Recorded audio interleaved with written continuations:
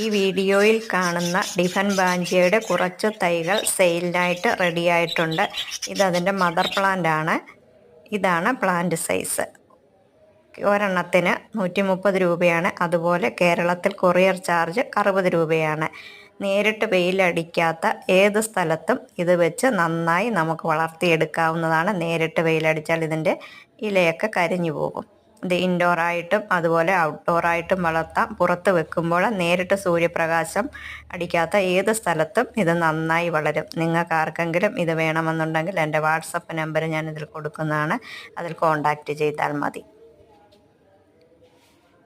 ഇത് വളരുന്നതനുസരിച്ച് ഇലയിലെ ഡിസൈൻ തെളിഞ്ഞു വരികയുള്ളൂ. ഇതുപോലെ വരത്തുള്ളൂ.